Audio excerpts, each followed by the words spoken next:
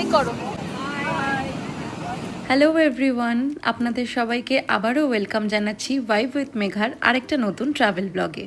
এবারের গন্তব্য পুরী, যা কিনা বাঙালির সবচেয়ে প্রিয় ভ্রমণ তথা তীর্থস্থান। তাহলে চলুন পুরী ভ্রমণের সম্পূর্ণ তথ্য নিয়ে ভিডিওটা শুরু করা যাক। 19শে জুন শুক্রবার হাওড়া থেকে ভোর 6:10 বন্দে ভারত এক্সপ্রেসে চড়ে আমরা সপরিবারে পুরীর জন্য রওনা দিয়েছি। ট্রিপটা দুদিনের হলেও এতে জগন্নাথ ধাম দর্শনের সাথে সাথে রয়েছে সম্পূর্ণ সাইট সিইংয়ের বিস্তারিত তথ্য। পুরী পৌঁছে প্রথমেই আমরা হোটেলে চেক ইন করে নিলাম। এই হলো আমাদের হোটেল, হিন্দুস্তান বিচ রিসর্ট। এই হোটেলের একদম সামনে সোজা পথ ধরে মাত্র 3 মিনিটের হাঁটা পথেই রয়েছে বিচ, আর রুমগুলিও পরিষ্কার। এছাড়া বাজেটের মধ্যেই আপনারা রুম পেয়ে যাবেন। হোটেলের সমস্ত ডিটেলস স্ক্রিনে দেওয়া রইল। হোটেল থেকে একটু ফ্রেশ হয়ে চেঞ্জ করে আমরা আবার বেরিয়ে পড়েছি বিচে যাওয়ার জন্য। তবে বিচে আমরা আজকে একটু স্নান করব, তার আগে একটু কিছু খাবারও খেয়ে নিলাম। বিচের ঠিক উল্টো দিকেই রাস্তা ধরে প্রচুর দোকান রয়েছে, আপনারা নিশ্চয়ই জানেন। সেই রকমই একটি দোকান থেকে টুকটাক কিছু খেয়ে আমরা চলে এসেছি এখন বিচে। বলা হয় যে পুরীর সমুদ্রের এই জলস্পর্শ না করলে কিন্তু জগন্নাথ ধাম দর্শন সম্পূর্ণ হয় না। আজকের আকাশ সম্পূর্ণ মেঘে ঢাকা, তবে সমুদ্র একই রকম উত্তাল। সেই উত্তাল সমুদ্রে অন্যান্য সব মানুষের মতো আমরাও নেমে পড়লাম। এরপর আমরা আগামীকালের সাইট সিইংয়ের জন্য গাড়ি বুকিং করতে চলে এসেছি মা দুল্লানি ট্যুর অ্যান্ড ট্রাভেলসে। এর বুকিং অফিসটা যেটা এখন দেখছেন সেটা কিন্তু স্বর্গদ্বারের একদম কাছাকাছি, মেন রাস্তার একদম উপরেই রয়েছে। এরপর আজ আমাদের বিকেলে জগন্নাথ ধাম দর্শন এবং পুজো দেওয়ার কথাও রয়েছে। তবে তার আগে এখন আমাদের হাতে অনেকটা সময় রয়েছে, তাই কিছুটা লোকাল সাইট সিইং আমরা আজকেই ঘুরে দেখব। আর তার জন্য আমরা একটা বড় ম্যাজিক গাড়ি বুক করে নিয়েছি, বড় বড় অটো আর কি যাকে বলে। তো এখন আমরা কিছু লোকাল সাইট সিইং করব, আর আগামীকাল আমরা মেন যে সাইট সিইংগুলো আছে সেগুলো কভার করব। আজকে আমরা লোকালে 2 কি 3টে জায়গায় ঘুরে দেখব, আর তার জন্য আজকের গাড়ি ভাড়া টোটাল 1000 টাকা পড়েছে। ফার্স্ট সাইট সিইংয়ে এসেছি গুপ্ত বৃন্দাবন, আর বলেছিলাম ম্যাজিক বুক করেছি, বাট আমাদেরকে এত বড় একটা গাড়ি দিয়েছে। ভালোই হয়েছে, কারণ গাড়িতে ওঠা মাত্রই বৃষ্টি শুরু হয়েছিল। এখন ভিতরে যাব, তোমাদেরকে সবটা দেখাবো। গুপ্ত বৃন্দাবন বা গৌড়বিহার, আমাদের কাছে যেটা গুপ্ত বৃন্দাবন নামে পরিচিত, সেটাই সমগ্র উড়িয়া জাতির কাছে শ্রী গৌড়বিহার মাতা মঠ নামে পরিচিত। এই গুপ্ত বৃন্দাবনের ভিতরটা অনেকটা জায়গা নিয়ে তৈরি, আর এই পুরো জায়গাটার মধ্যেই ভগবান শ্রীকৃষ্ণের বিভিন্ন সময়ের বিভিন্ন রূপের চিত্রকে তুলে ধরা হয়েছে।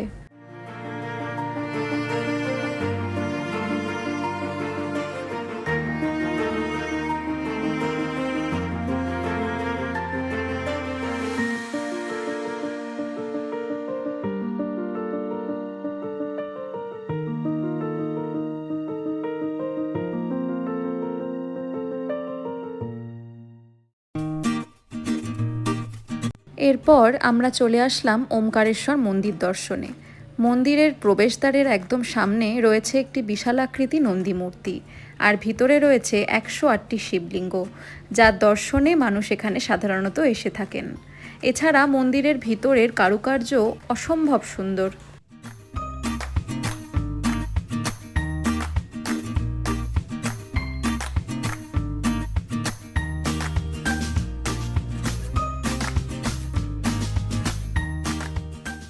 এটি হলো পুরীর মেরিন ড্রাইভ। অসম্ভব সুন্দর রাস্তা, কারণ রাস্তার একপাশে আছড়ে পড়ছে অগণিত সমুদ্রের ঢেউ, আর সেই রাস্তার উপরেই দেখে নিলাম বিপত্তারিণী চণ্ডীবাড়ি। আজকে পুরীর লোকাল সাইট সিইং শেষ করলাম গোল্ডেন বিচ দিয়ে। বলা হয় এই গোল্ডেন বিচ অত্যন্ত সুন্দর এবং খুব পরিষ্কারও। এই বিচের এন্ট্রি টিকিট প্রাইস রয়েছে মাথাপিছু 20 টাকা করে। এছাড়া এখানে ফুটবল, ভলিবল এগুলো খেলা যায়। ছাতা লাগানো যে আরাম কেদারা রয়েছে তাতে রিল্যাক্স করা যায়, আর আলাদা করে স্নান এবং চেঞ্জিংয়ের বন্দোবস্তও রয়েছে। তবে এই সবগুলোর ক্ষেত্রেই টিকিট মূল্যও কিন্তু আলাদা।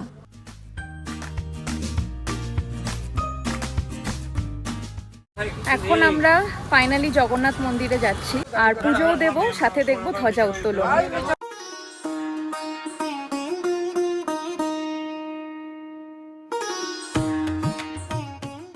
এটি হলো জগন্নাথ মন্দিরের পূর্বদুয়ার বা সিংহদুয়ার। এই পূর্বদুয়ারের কিছুটা পাশে এক জায়গায় আমরা দেখতে পেলাম এই বছর রথযাত্রার জন্য 3টি রথ তৈরির কাজ চলছে। আমরা মন্দিরের পশ্চিম দুয়ার দিয়ে প্রবেশ করেছি আর এই প্রথমবারের মতো ধ্বজা উত্তোলন প্রত্যক্ষ করেছি।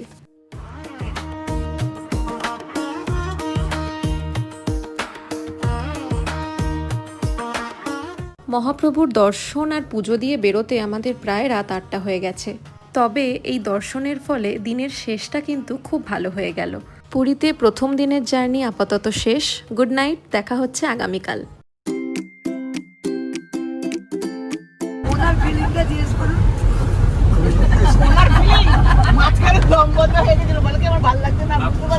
গুড মর্নিং, আজকে দ্বিতীয় দিন। হোটেল থেকে বেরিয়ে গেছি, গাড়িতে উঠবো। একটা বড় গাড়ি বুক করেছি যেহেতু ফুল ফ্যামিলি আছি। আজকে অনেক কিছু সাইট সিইং করবো। থাকবে কোণারকের সূর্য মন্দির, উদয়গিরি, খণ্ডগিরি আর নন্দনকাননও থাকবে, আরও কিছু থাকবে, সবটা দেখাচ্ছি। আজকের আমরা গোটা দিনটাই সাইট সিইং করবো আর তার জন্য আমরা মা দুল্লানি ট্যুর অ্যান্ড ট্রাভেলস থেকেই গাড়ি বুক করেছি। আর আমাদের 12 জনের জন্য ওরা 13 সিটের একটা উইঙ্গার দিয়েছে। গাড়িটা আমরা উইথ এসি বুক করেছি। আর আজকে সারা দিনের টোটাল সাইট সিইংয়ের জন্য গাড়ি ভাড়া পড়ছে 5100 টাকা ইনক্লুডিং টোল ট্যাক্স।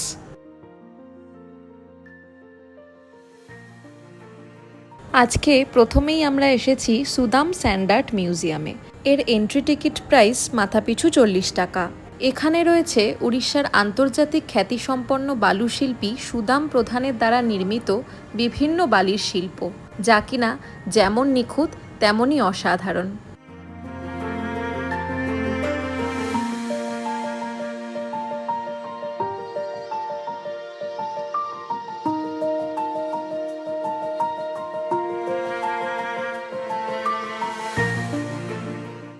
পরের সাইট সিইংয়ের পথে রাস্তায় একটি হোটেলে দাঁড়িয়ে আমরা আজকে সবাই ব্রেকফাস্টটা সেরে ফেললাম।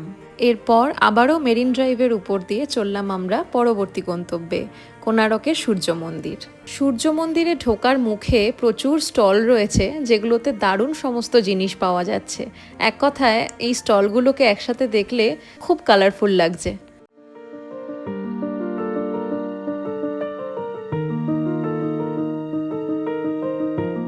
কোণারক সূর্য মন্দির, যা আনুমানিক 1255 খ্রিস্টাব্দে রাজা প্রথম নরসিংহদেব নির্মাণ করেছিলেন।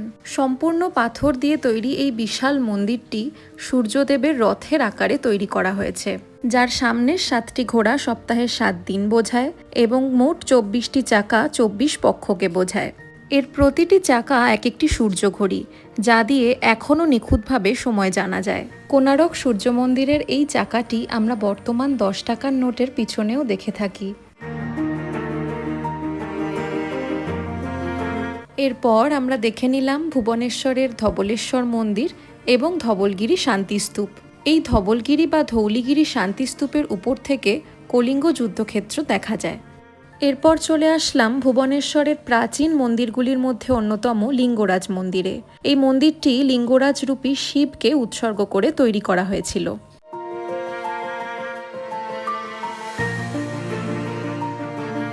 এখন আমরা এসেছি উদয়গিরি এবং খণ্ডগিরি গুহা দেখতে। এই উদয়গিরি আর খণ্ডগিরি হল পাশাপাশি অবস্থিত দুটি পাহাড়, যার মধ্যে উদয়গিরিতে 18টি এবং খণ্ডগিরিতে 15টি গুহা রয়েছে। এছাড়া খণ্ডগিরি পাহাড়ের উপরে রয়েছে এই জৈন মন্দিরটি। আর এই উদয়গিরি এবং খণ্ডগিরি গুহার ভিতরে প্রবেশের টিকিট মূল্য মাথাপিছু 25 টাকা করে।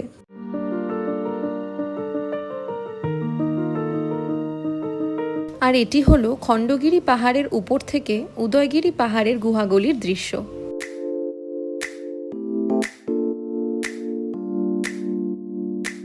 এরপর আমরা রওনা দিলাম আমাদের আজকের সর্বশেষ সাইট সিইং নন্দনকানন জুওলজিক্যাল পার্কে। এটি একটি বিশ্বখ্যাত চিড়িয়াখানা এবং বোটানিক্যাল গার্ডেন। প্রাপ্তবয়স্কদের জন্য নন্দনকাননের এন্ট্রি ফি 50 টাকা করে। এছাড়া বিশেষ সুরক্ষিত গাড়িতে সাফারি ভ্রমণের ব্যবস্থাও রয়েছে।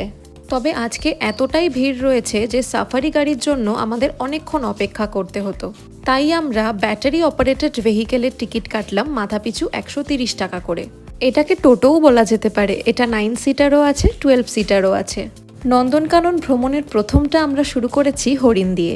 একসাথে প্রচুর হরিণ তো দেখেইছি, এছাড়া এখানে কৃষ্ণসার হরিণও রয়েছে। এরপর আমরা রেপটাইল সেকশনে বিভিন্ন প্রজাতির কুমির, সাপ ও অন্যান্য সরীসৃপ দেখেছি। তারপর দেখেছি ভাল্লুক। আর এনার কার্যকলাপ দেখে আমরা যারা দর্শক রয়েছি তারা সবাই আনন্দে হৈ হৈ করে উঠেছে।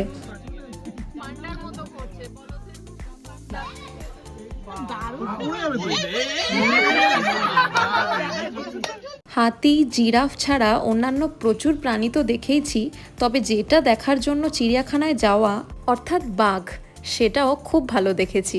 এখানে সাদা বাঘ, কালো বাঘ ও রয়্যাল বেঙ্গল টাইগার সহ মোট অনেকগুলি বাঘ দেখেছি। এছাড়া দেখেছি চিতাবাঘও।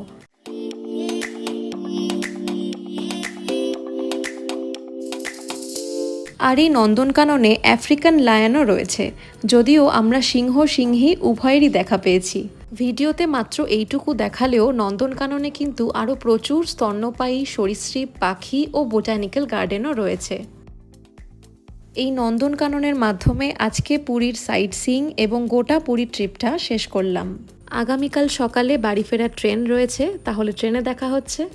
এখন রয়েছি শতাব্দী এক্সপ্রেসে। ট্রিপ তো শেষ, এখন বাড়ি যাবার পালা। ভোর 5:45 পুরী থেকে আমাদের ট্রেন ছেড়েছে। ট্রেনে রয়েছি এখন, প্রায় 8 ঘন্টা মতো লাগবে। ব্লগটা এখানেই শেষ করলাম। যদি এই ট্রাভেল ব্লগটা ভালো লেগে থাকে তাহলে অবশ্যই লাইক করবেন আর কমেন্টে জানাবেন যে কেমন লাগলো বা আপনারা আর কি তথ্য জানতে চান। দেখা হবে আবার অন্য কোনো ট্রাভেল ব্লগে। ততদিন পর্যন্ত আপনারা সুস্থ থাকুন, ভালো থাকুন, ঘুরতে থাকুন আর ভাইব উইথ মেঘাকে সাপোর্ট করতে থাকুন।